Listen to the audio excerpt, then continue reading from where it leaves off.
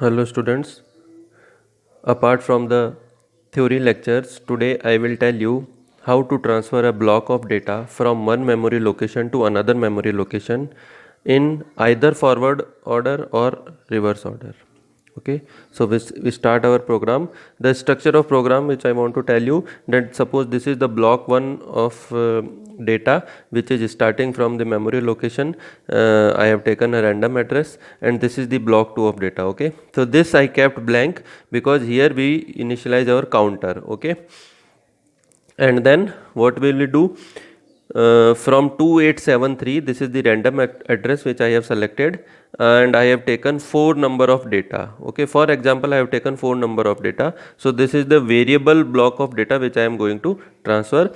So at 2873 to 2876, these are D1, D2, D3 and D4. So I want them to transfer at some other memory location. This is the block 2 where I have taken a random address 2973 to 2976, and I want to transfer this data over here. Okay, so first we will see how to transfer in forward order, and then I will tell you how to transfer in reverse order. Okay, so for this, what I have taken, I have used one instruction LXIH. What does it mean? It will load the HL pair. Because of this X, this will be considered as HL pair, and because of this I, this will be considered as data. Okay, so this HL pair will be having, I will write here, H will be having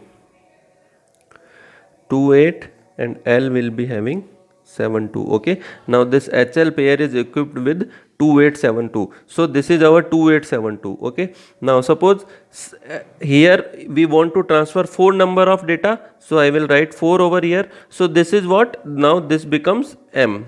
Okay, because HL pair is pointing out 2872, processor will use this as a memory address, and at this address whatever content is over here is called as M. Okay, so what I have done, I have taken a register C. Okay, I can take any of the register. Suppose now if I take register E, okay, no, but I cannot take register E over here because I have used this LXI-D. Okay, that's why I have taken register C over here. If here I use LXI-B, then BC pair will be involved in this, then I can use register E, okay, or D. Okay, so here I have used register C as a counter. Okay, so what I have done, move C comma N means whatever the value of M is moved is copied into C. So the M is 4 because I want to transfer 4 number of data from one memory block to another memory block. Okay, so now this value is copied into C, means our counter is initialized with 4.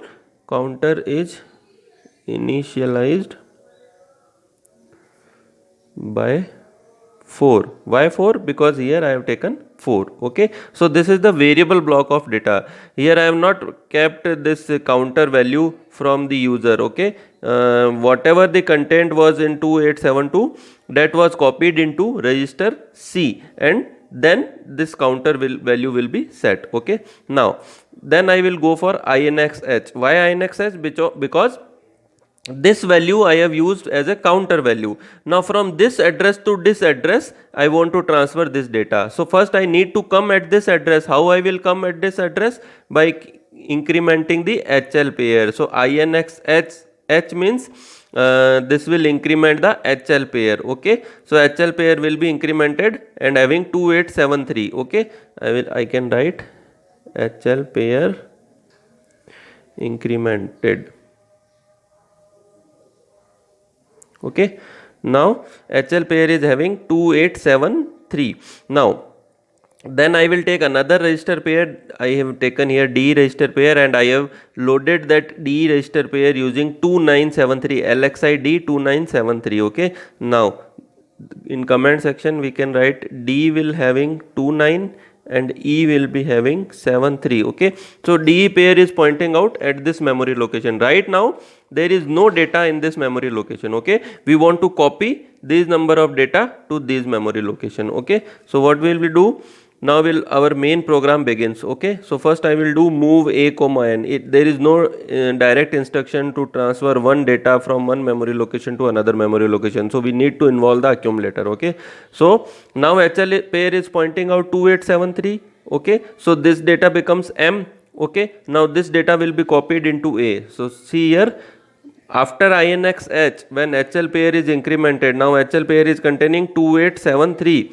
Now this 2873 data is M, so that M is copied into A. Okay, so how this A is getting a data D1 by writing this instruction move A comma M. Okay, now once A is having this D1, then we can store this D1 at any of the memory location. So here we have taken this memory location 2973 in the D register pair. So what instruction we can write? STAXD. This X indicate that this is a DE pair. Okay, so STA means store the value of A at the memory location pointed out by DE pair. So here DE pair is pointing out this memory location, although this is a data for this DE pair because there is an I, but processor now will use this data as a memory address when we write this instruction and copy the content of A to that memory location. So now D1 is copied over here. Okay, now what we will do, now we have copied this data to this memory address successfully. Okay, now we want to copy this data from this memory location to this memory location, and same will be for remaining data. Okay, so what I will do, I will increment the H as well as increment the D. Okay, and then we will go for DCRC. Okay, by incrementing H will point out now at this location. By incrementing D will point out at this location. Okay, and decrement C, because C is our C register is having our counter value. Okay, so we will put the counter in the C register and then we will decrement the C register. So when C register is decremented, the flag register will be modified accordingly. Okay, so this JNZ will not check the register C, it will check the flag register. Okay, and if the 0 flag is indicating 1, it means the C register value becomes 0. Okay, if the C register value is not 0, then this JNZ condition is true and it will jump to this label what I have written up, and up label is over here. So this will be the loop of our program. So when suppose C is 4, which is the value of counter in our program. Okay, so in the first iteration C becomes 3, in the second it becomes 2, then 1, then 0. So 4 times it will run the loop. So whatever the value of counter we set at that particular time, this loop will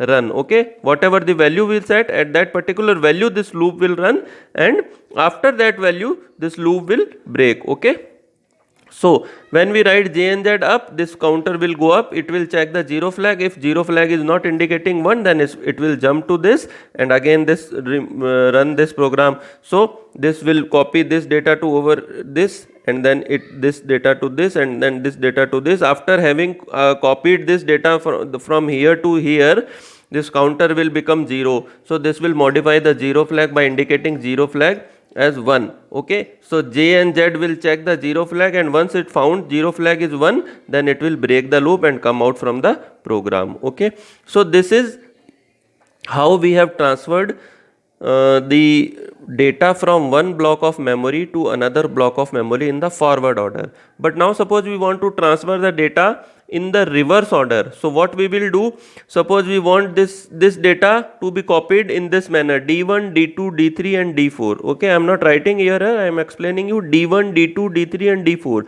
So we are starting our second block of memory with 2976. So what I will do, I will initialize this. Okay, in reverse order. For reverse order,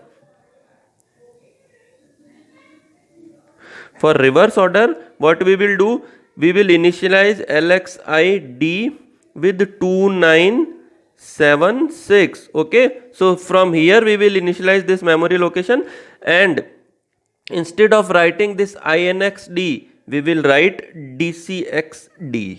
Okay, so what it will do, first it will copy this data to this memory location, then HL pair will be incremented, so it will come at this memory location, but DE pair, as we have written this instruction DCXD, so DE pair will be decremented. So this data will be copied over here, this data will be copied over there, and this data will be copied over here. So in this way we have transferred this one block of data to the another block in the reverse order. Okay, so only there are two instruction where we have to change for transferring the block in the reverse order. What are the two instructions?